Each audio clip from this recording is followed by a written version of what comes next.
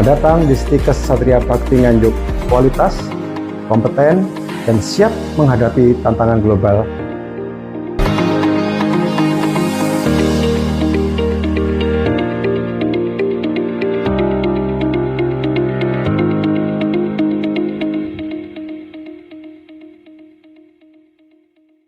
Assalamualaikum warahmatullahi wabarakatuh. Perkenalkan, nama saya Tri Ridwanise. Saya dosen program studi Diplomatika Kebidanan Stikes Satria Bakti Nganjuk. Bidang keilmuan saya adalah kebidanan. Sebagai dosen, saya telah melaksanakan Tridharma perguruan tinggi. Pada kesempatan ini, izinkan saya untuk menyampaikan pernyataan diri dosen dalam unjuk kerja Tridharma Perguruan Tinggi atau PDD UKT-PT dalam bidang pengajaran. Adapun tujuan dari pemaparan ini yaitu sebagai syarat untuk sertifikasi dosen. Kali ini saya menyampaikan pemaparan terkait salah satu mata kuliah yang saya ampu, yaitu mata kuliah Asuhan Kebidanan Kehamilan, di mana teknik pembelajaran yang saya lakukan dengan menggunakan metode DIA, kepanjangan dari Delivery Interaction and Assessment. Dalam pemaparan kali ini, saya akan menjelaskan yang pertama, deskripsi mata kuliah, yang kedua, capaian pembelajaran mata kuliah, yang ketiga, sistem pembelajaran, yang keempat, materi pembelajaran, yang kelima, metode pembelajaran, yang keenam, sistem penilaian, yang ketujuh, cuplikan video proses pembelajaran. Mata kuliah ini ditempuh oleh mahasiswa Diplomatika Kebidanan, yaitu Asuhan Kebidanan Kehamilan semester 2 dengan bobot 5 SKS dengan rincian 1 SKS teori dan 4 SKS praktek di laboratorium. Merupakan mata kuliah wajib dengan kode BD 5.013. Total pertemuan pada mata kuliah ini adalah 14 minggu. Deskripsi mata kuliah Asuhan Kebidanan Kehamilan, yaitu asuhan kebidanan pada ibu hamil normal dengan memperhatikan aspek budaya yang didasari konsep-konsep sikap dan keterampilan serta hasil evidence dalam praktek antenatal yang menggunakan pendekatan manajemen kebidanan yang berfokus pada upaya preventif dan promotif, deteksi dini komplikasi serta pendokumentasiannya. Capaian pembelajaran mata kuliah atau CPMK yang pertama, mampu menjelaskan fertilisasi, plasentasi, dan perkembangan janin. Yang kedua, mampu memahami konsep umum, perubahan dan adaptasi psikologi kehamilan. Yang ketiga, mampu memahami faktor yang mempengaruhi kebutuhan dan evidence dalam kehamilan. Yang keempat, mampu melakukan prosedur keterampilan dasar pada asuhan kehamilan pada kantung. Yang kelima, mampu mengenali tanda dan gejala kelainan dan komplikasi pada kehamilan. Yang keenam, mampu menerapkan manajemen kebidanan dan menerapkan pendokumentasian asuhan kebidanan pada kehamilan. Sistem pembelajaran jurusan kebidanan sebagai berikut.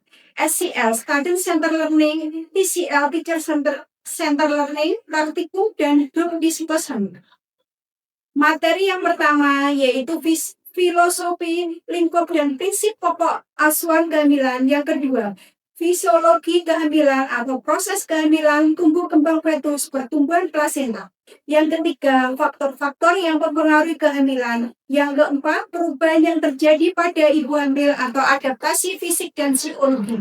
Yang kelima, pemenuhan kebutuhan dasar dan kebutuhan psikologi ibu hamil.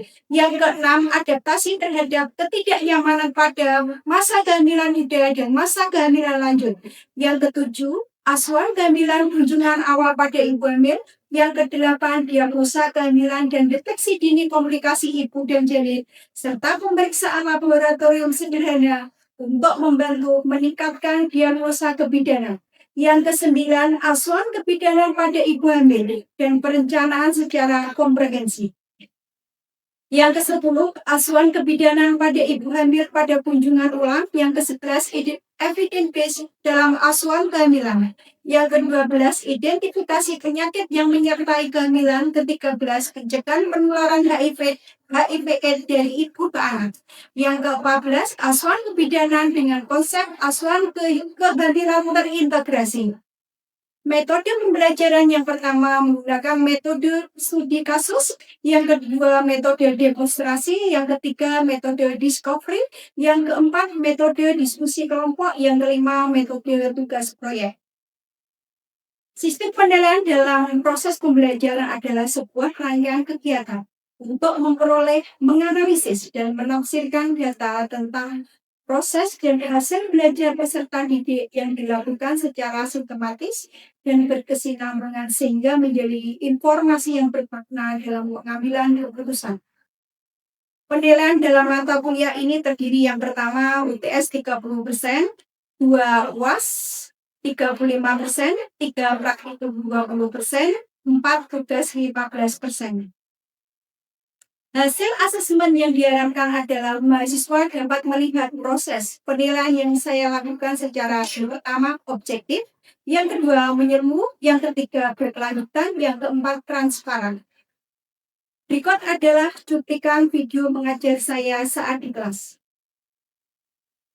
Oke, sebelumnya Assalamualaikum warahmatullahi wabarakatuh. Waalaikumsalam warahmatullahi wabarakatuh. Gimana keadaan hari ini? Alhamdulillah.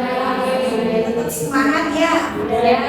Sudah jam 11 kurang 15 menit. Untuk materi yang Bruno akan ajarkan yaitu tentang kehamilan. Ya. Sebelum dimulai dipimpin berdoa dulu. Bapak. Untuk memulai kegiatan belajar pada hari ini, mari kita berdoa sesuai dengan esensi. Berdoa di situ. Terima kasih. Sebelum dimulai, untuk pertemuan kali ini, Bruno akan membahas tentang isu terkini dan evidence dalam asuhan kehamilan. Mungkin sudah ada yang tahu isu terkini itu apa? Yang terkini, jadi yang baru.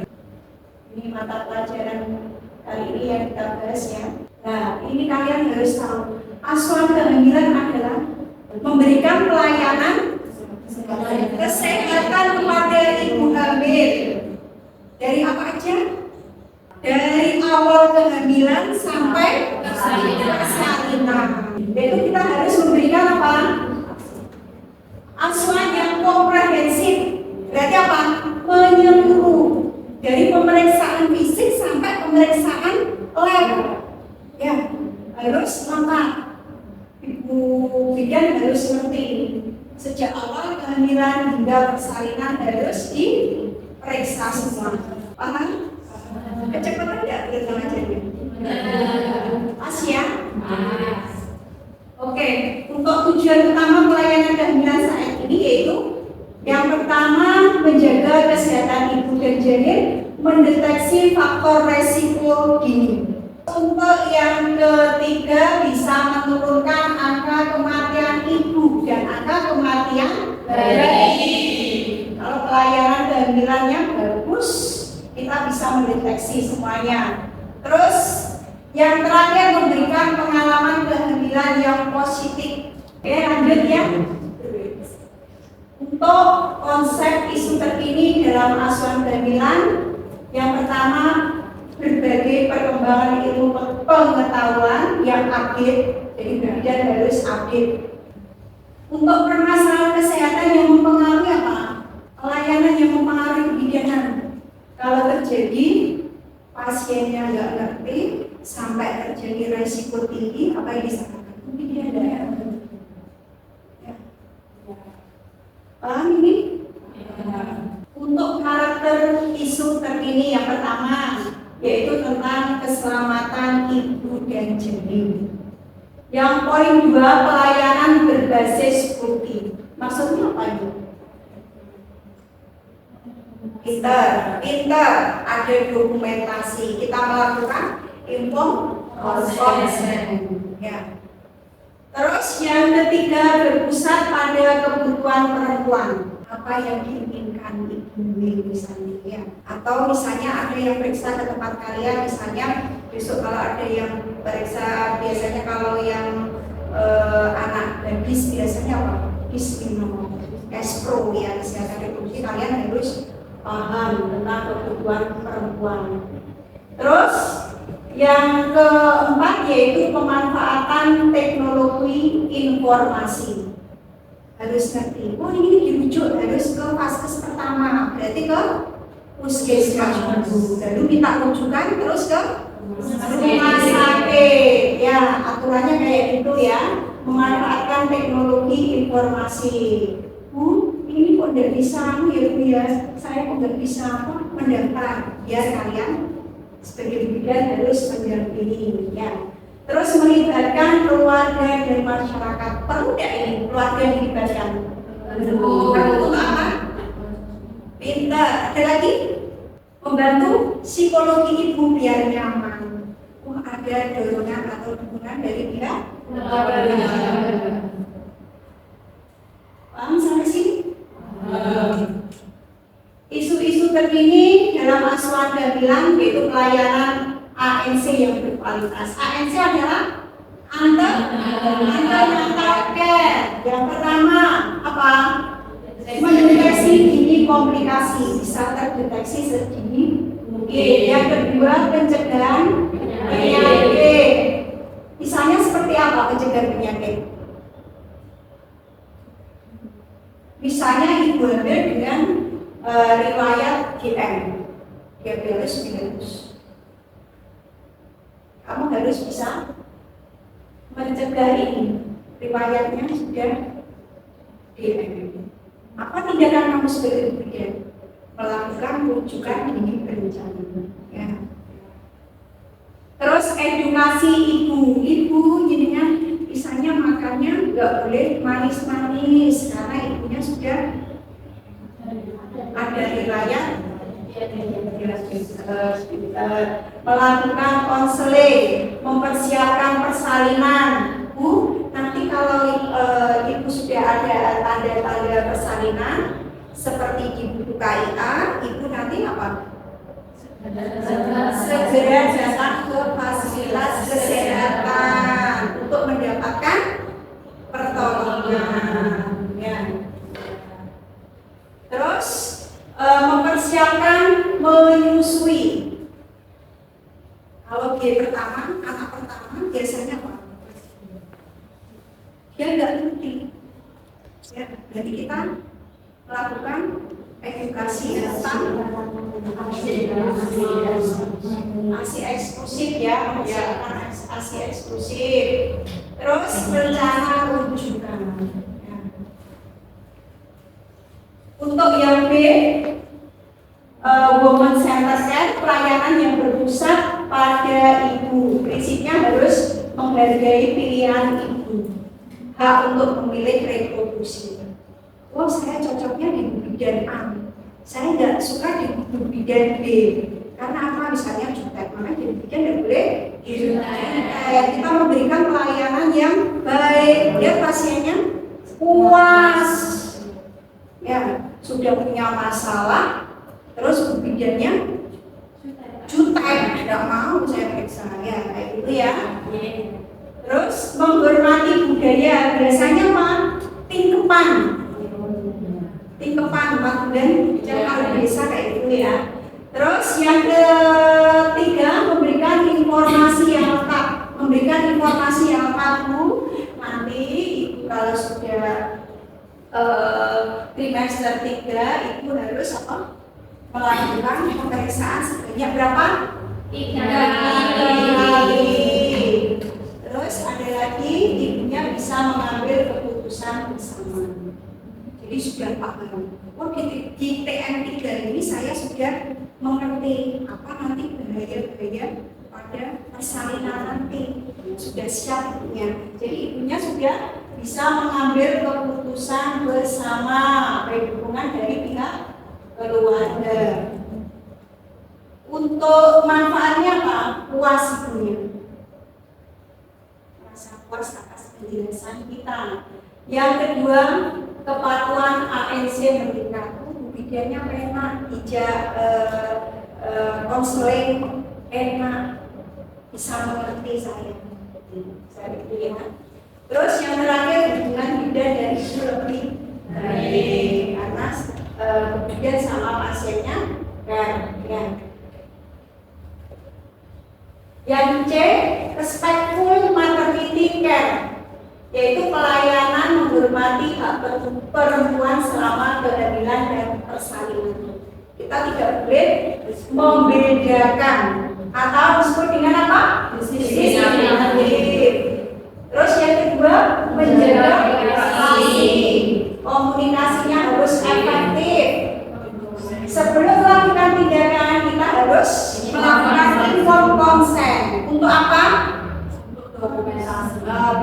Untuk dokumentasi. Kalau ada hal yang tidak diinginkan, kita sudah ada persetujuan, ada buktinya. Ini termasuk apa tadi? Dokumentasi. Yang terakhir, bebas kekerasan. Misalnya ibunya tidak bisa menerang, kamu beklek, tidak boleh. Termasuk paham sampai sini? Ada yang perlu ditanyakan? Belum ada.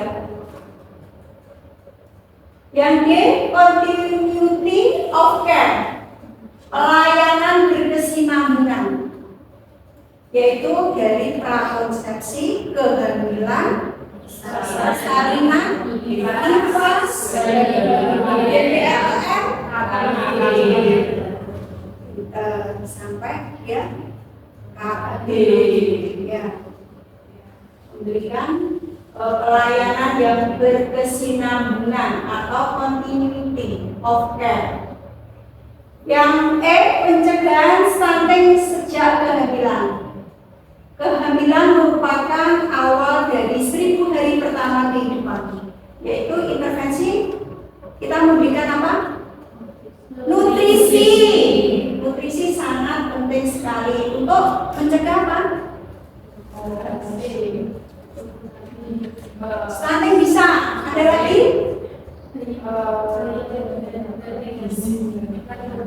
Dari lahir dengan apa? Kurang nutrisi. Ya, akhirnya hidupnya tidak sempurna. Terus kita memberikan FE kalau tensinya ibunya rendah atau anemi. Terus pencegahan infeksi, misalnya kalau kita mau melakukan tindakan apapun kita harus cuci tangan. Cuci tangan dulu sebelum melakukan tindakan, gak langsung ujuk-ujuk langsung periksa, nggak boleh. Ya. Ada berapa langkah cuci tangan?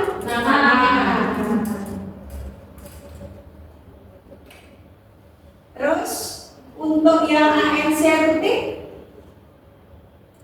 harus dilakukan ibu hamil, ya, harus rutin. Kalau tidak harus ditegur sama ibu. Jadinya ada ya udah periksa ANC, kenapa ada masalah? Ya. Edukasi menyusui, tapi sudah ya. Yang F, pencegahan anemia. Ada yang perlu ditanyakan ini? Kalau ibunya anemia berarti apa? Mengakibatkan apa? Perdarahan postpartum. Ya. Terus apa lagi? Persalinan prematur. Ya, BPLR. Terus yang G, screening preeklamsi, deteksi dini dilakukan melalui yang pertama apa? Tekanan darah, proteinnya harus di bawah 300 mg per 24 jam. Riwayat penyakitnya, ibunya punya riwayat apa? Ya, harus digali semua. Untuk TMT yaitu BB per TB. Harus ngerti obesitas apa tidak ibu hamilnya ini. Ya. Kalau obesitas ya harus dilakukan rujukan ini. Karena apa? Sudah resiko ya. Faktor resiko apa? Pinter, bawa janin. Ada lagi? Ibunya bisa apa? Tidak bisa mengejar. Ya. Untuk yang H, diabetes mellitus gestasional, ya. Kemudian dia punya riwayat diabetes atau punya penyakit diabetes pas waktu hamil. Jadi apa? Akan terjadi apa? Distosia jauh, hipoglikemia pada bayi akan berdampak pada ibunya juga. Maka tidak bisa lahir secara normal. Ini harus operasi.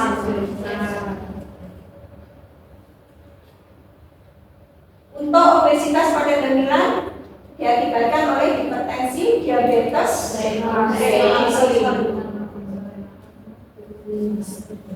Untuk sampai sini ada yang perlu ditanyakan? Belum ada. Iya, apa?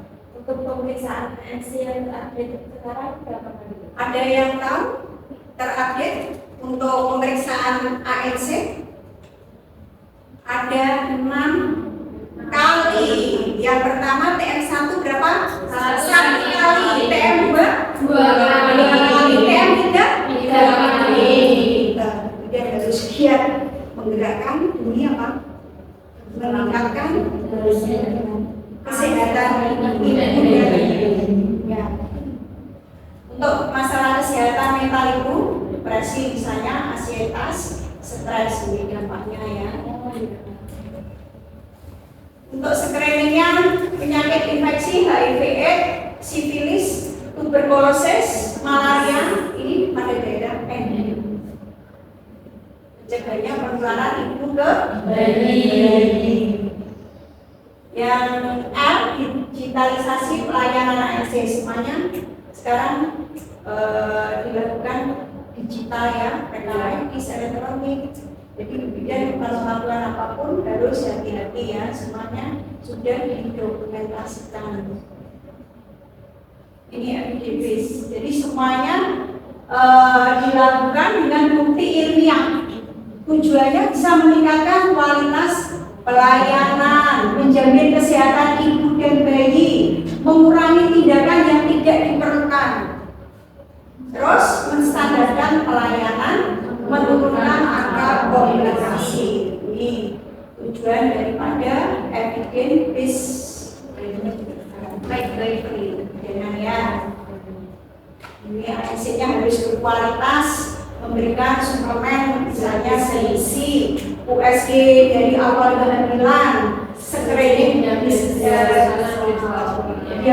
gestasional, screening preeklamsi, ya itu harus dilakukan. Ya. Nah ini apa? Modelnya pelayanan berkesinambungan, harus dari hamil sampai dia KB. Ya. Manfaatnya saya baca sendiri. Referensi. Tugas dari kelompok yaitu anemia pada ibu hamil. Misalnya di usia Nyonya B, usia 28 tahun, hamil 24 minggu, hasil pemeriksaan HB 9,2, keluar mudah lelah, pusing, tidak suka mengonsumsi FE, pola makan didominasi mie instan terus. Pertanyaannya, apa diagnosa tersebut? Anemia. Pintar. Faktor penyebab anemia? Kekurangan anemia. Ada yang perlu ditanyakan? Kelompok A, kelompok B?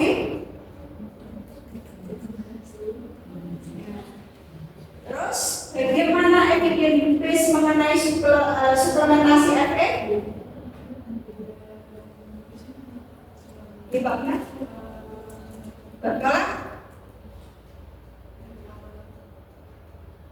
Mengubah makan instan dan Ya, dulu ibunya misalnya makan instan terus, sekarang sudah ada konseling dari ibu bidan, ibunya sudah beralih ke sayuran makanan yang bergizi. Itu apa risiko bagi ibu dan janin? Perdarahan dari ibunya harus kelahiran prematur. Ada yang tanyakan lagi sampai sini? Terima kasih sudah selesai mata pelajaran pada pagi hari ini. Sudah ada yang tanya? Saya tutup. Akhir kata, wabillahi taufiq wal hidayah. kuliah. Wassalamualaikum warahmatullahi wabarakatuh. Terima kasih. Tugas membaca jurnal tentang deteksi dini berencana. Ya, tugasnya kemudian nanti dilihat di. Oke, terima kasih. Terima kasih telah berkenan menyaksikan video PDD UKT-PT saya. Kurang lebihnya saya mohon maaf.